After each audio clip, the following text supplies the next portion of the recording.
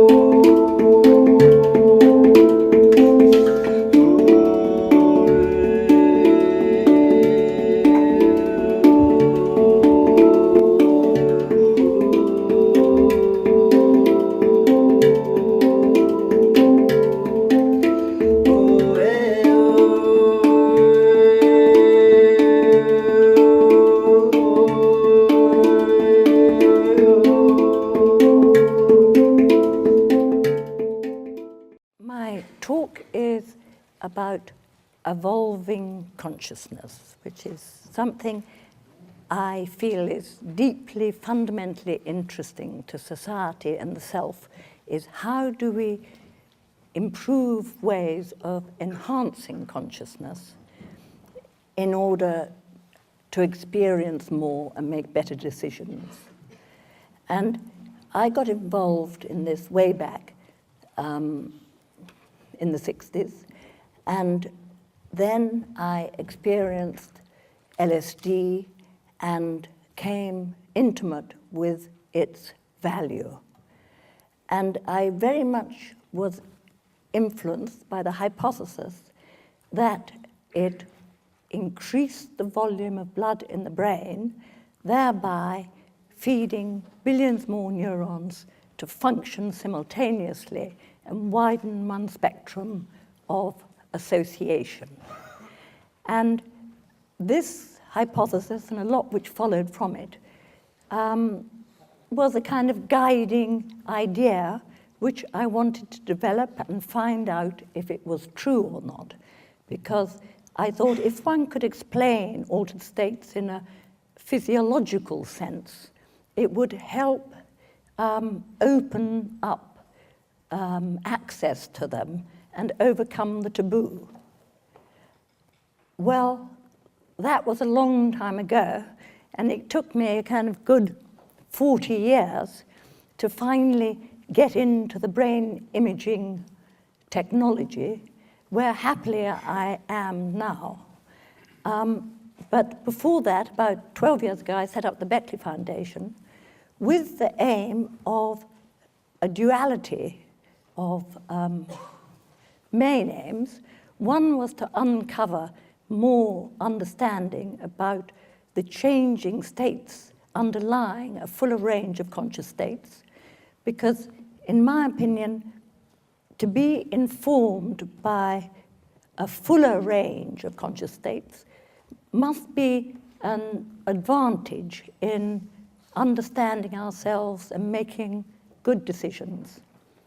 And the other thing which was fundamentally obvious was having experienced oneself the deep beneficial potential of the psychedelics and indeed cannabis, that they happen to get into the category of substances most dangerous in the world, with a potential life sentence for anyone found with a possession of any quantity of them, must be fundamentally wrong. And therefore, it needs all of our energy, which we can spare, to devote to rectify this by getting the world, and particularly those in control of policy, to have a better understanding of the benefits and harms of these substances. So then I set up the Beckley Foundation, which is based here. Actually, it's a reflection in the water. It's upside down. And really, I was open to study what interested me and what came up with the purpose of opening up our understanding, increasing our understanding of how these substances work and how they can be used to benefit mankind. And then also how we can regulate them to limit harms and, if possible, build on their potential benefits. Well, when I started, I got a very high level and of scientific advisors, which was a great help. And it was easiest at first to get involved in the policy world, although I had a little dive into neuroscience with Franz Vollenweider, who is here, and to look at changes in cerebral circulation. And so the first thing I was so conscious of was that in the political circles, drugs were one word, and there was only misuse. There was no understanding that 90% of drug users got benefits as well as harms. So Colin Blakemore, who was one of the scientific advisors, was at my home at Beckley, and I said we really should have a scale of harm and benefits of these substances so that it's more informative to policymakers. What are the actual harms compared with tobacco and alcohol and the legal drugs? And this, then Colin gave 2 or 3 talks on it in 2003 and later years on the scale of harm, which eventually, working with Dave Nutt, became the scale of harm we all know now. And hopefully that has opened, and Dave has done wonderful work in this, in educating the public that alcohol is actually more harmful than cannabis, ecstasy, and LSD. And so that is one very interesting thing, but the other is to try to understand what are the changes in neurophysiology underlying these states, and how can we, from the knowledge we find, pick up how they could be used for psychotherapy, how they can be used as medicine, and indeed for transformational personal experiences. So well, this is just about the aims of the Beckley Foundation, to investigate the neurophysiology underlying the effects of different psychoactive substances and correlating these changes with subjective experience. Because since the prohibition of these substances from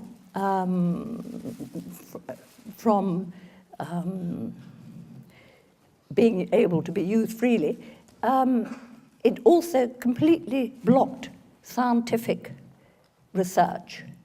And actually, for a great many years, I was hoping to get permissions to do research with LSD, which I think is a particularly interesting compound. And all my advisors said, I'm sorry, I don't think we'll get it in England. But now, finally, hopefully, the climate has changed sufficiently so that maybe we will now. And that would be very, very exciting. Let me just think. These are some of the very much appreciated scientific advisors. And it's a lovely body of people to be able to work with on occasions.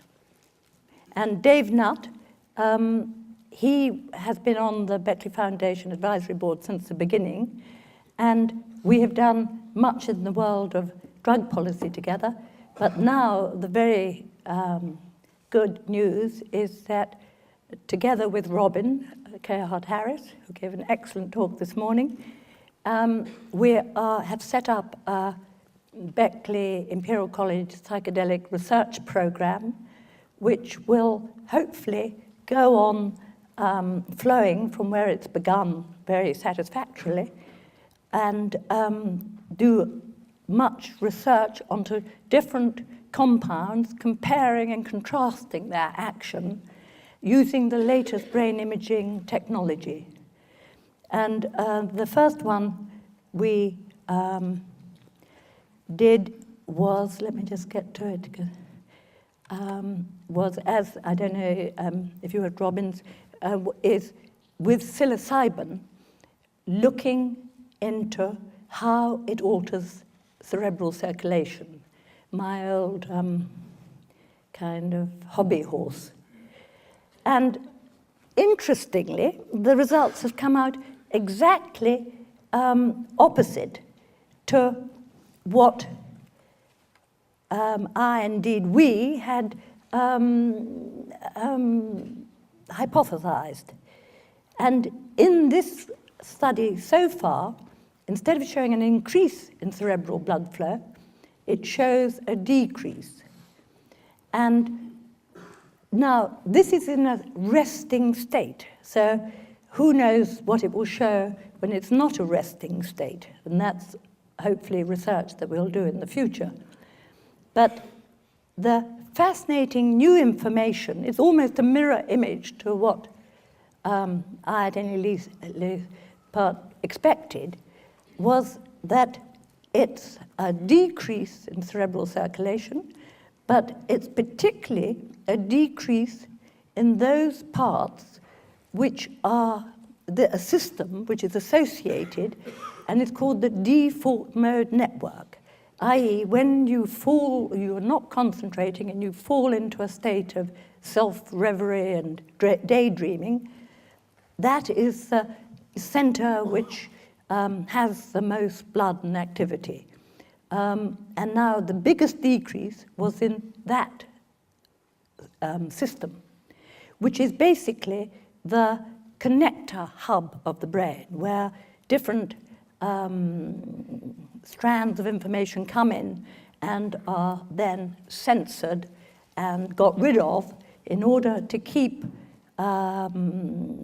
perception simple into what we know, cutting out anything new or anything which might be threatening. So by turning down the censoring part of the brain, it's almost the same as getting more blood, in the sense that suddenly you're getting information come from a much wider area.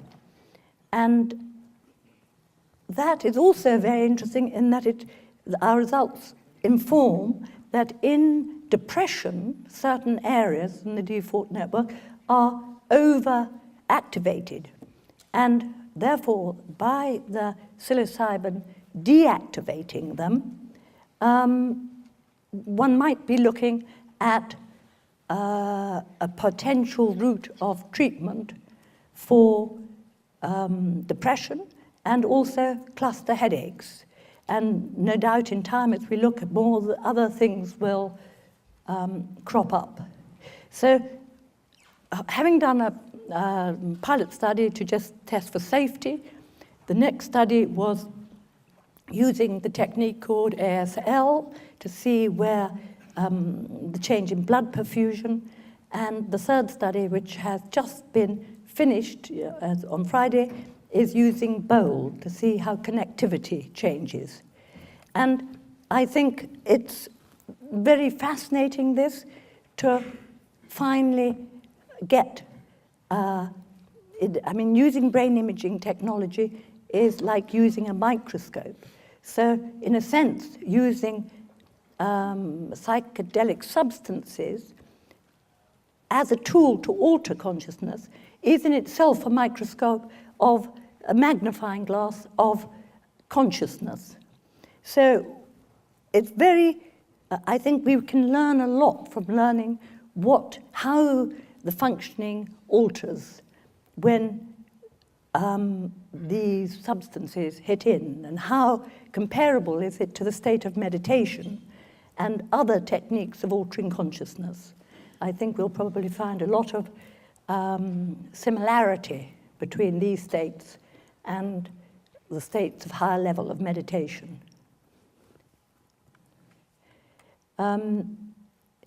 So let me just see, what was this one? This is the bold one, which the results haven't been done yet, but all the information has been taken. So basically, at the Beckley, I want to find out more about how these substances alter consciousness and how we can therefore learn about what is underlying the high of cannabis, which people find beneficial. No one has ever looked at that, strangely. And because no one has really kind of thought of looking at it, I think, or I'm not quite sure why. So that was another study that we took on with David Nutt, and it will be very exciting to complete that. It's had a little bit of a hold up, but I'm sure we'll get ahead with it. So now, this is another wonderful study, but hopefully you'll have heard from Roland Griffiths about it, which is addiction, using, with psychotherapy, a large dose of psilocybin to inspire the mystical state, and together with careful therapy to help people overcome addiction which hasn't responded to treatment before. And this is a very important study because it's the first in modern times, apart from the ketamine study, to look at using a psychedelic as an aid to overcoming addiction. And the results so far have been very positive. The 3 people who have so far undergone the treatment have responded very well and have remained nicotine-free.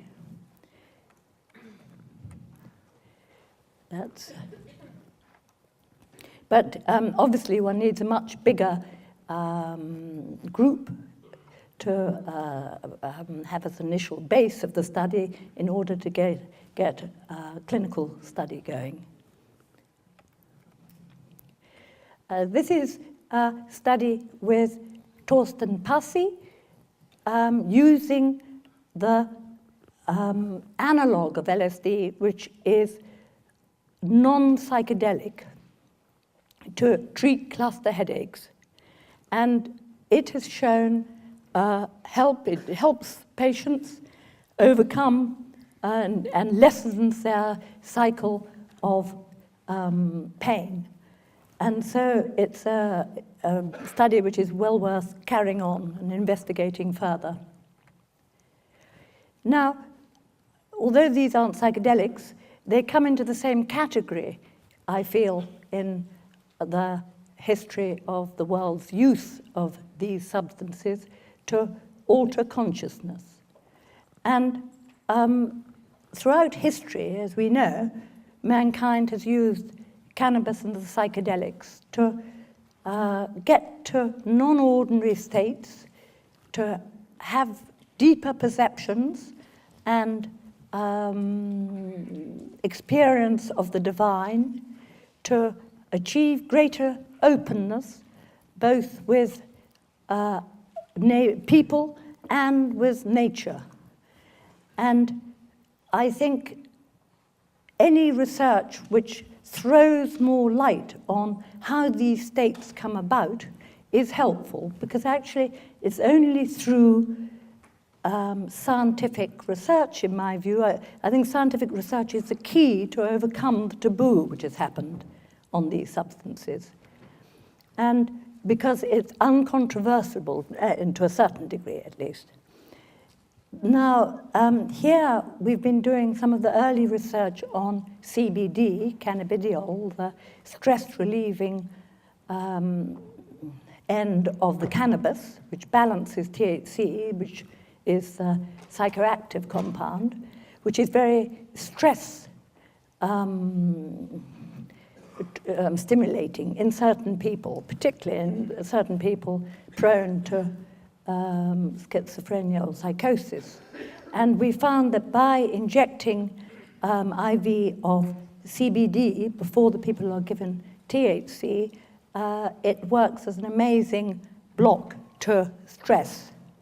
So with Paul Morrison at the Institute of Psychiatry, we've done a number of studies on this subject, which actually is very important for informing policy decisions, because obviously a regulated market would give the government the chance to label the different strengths of the components of the cannabis being sold, and also obviously to educate people in what are the pros and cons of the different types of cannabis.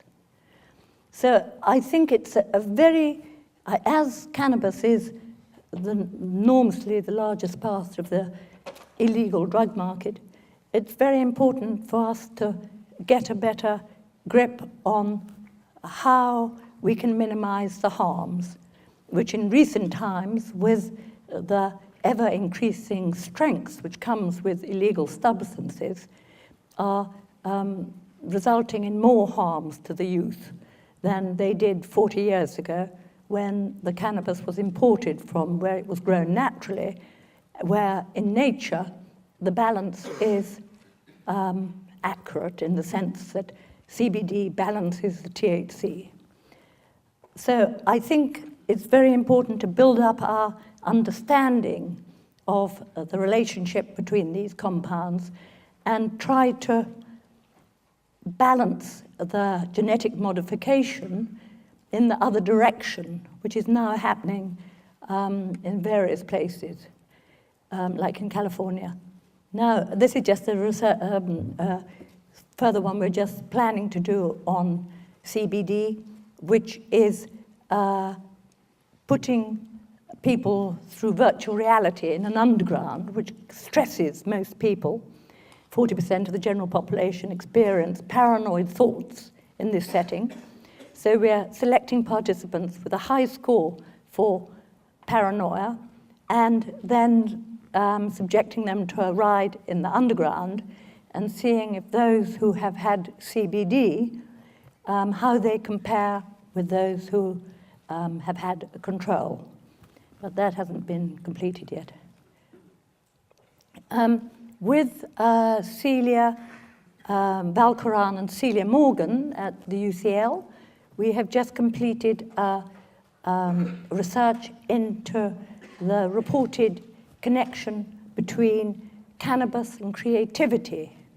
I think it's very interesting to try to research the association of these substances with creativity, with spiritual experiences, and apart from curing disease, the positive ends of the market, compassion, spirituality, and creativity are very interesting things to research and understand better how these substances can help in balancing the imbalance which has happened over the last 2,000 years of ever more rational left hemisphere thought, which has been coming more empirical and analytic and not giving vent to the full functioning of the brain. And what the research is showing is that these substances lessen the gating, lessen the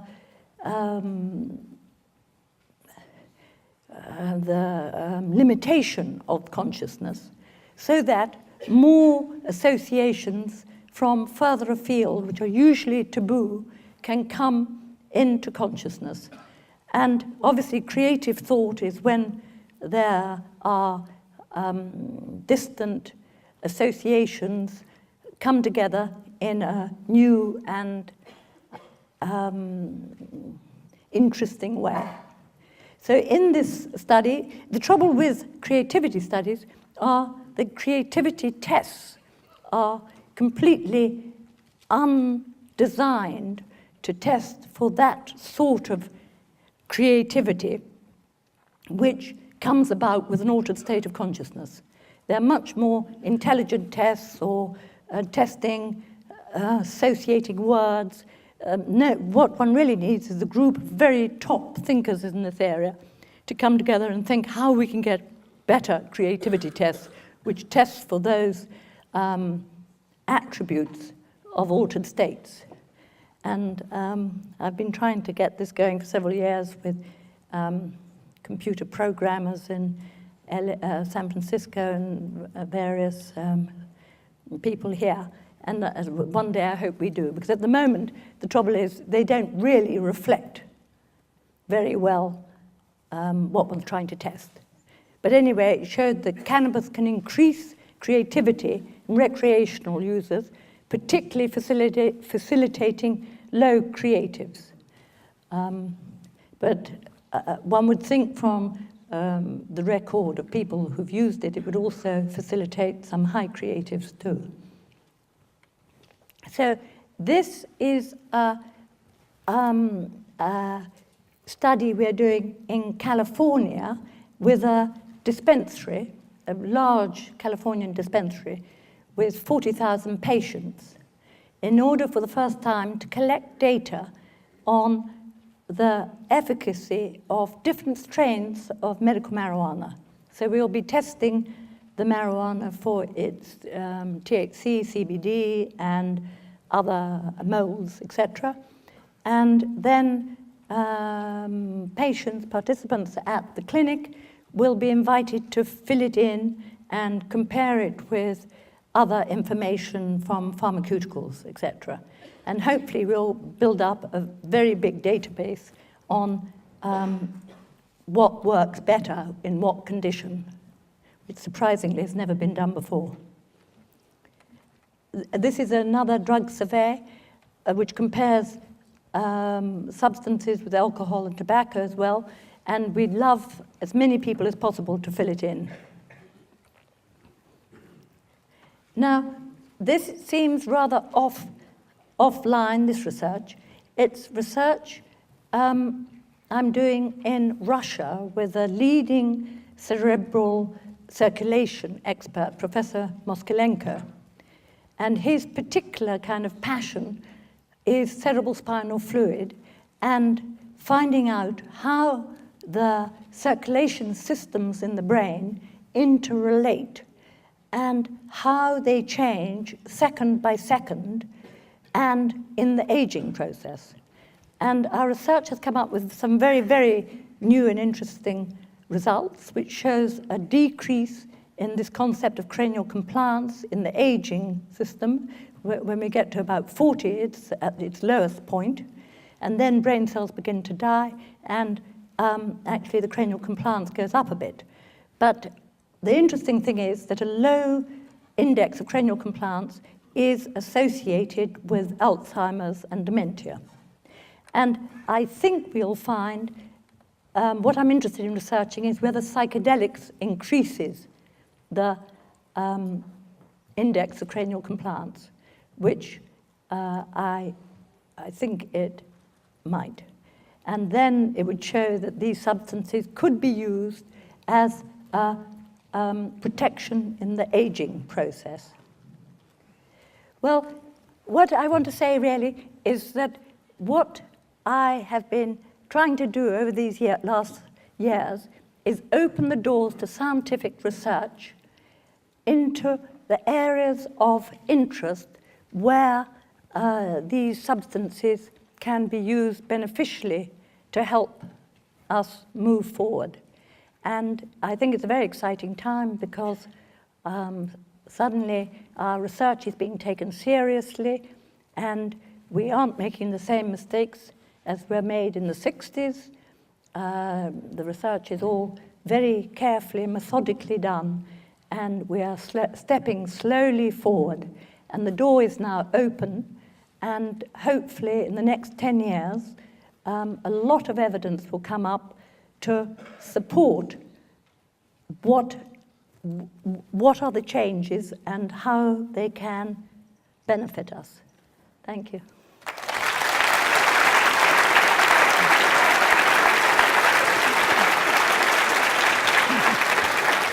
You've done well, then.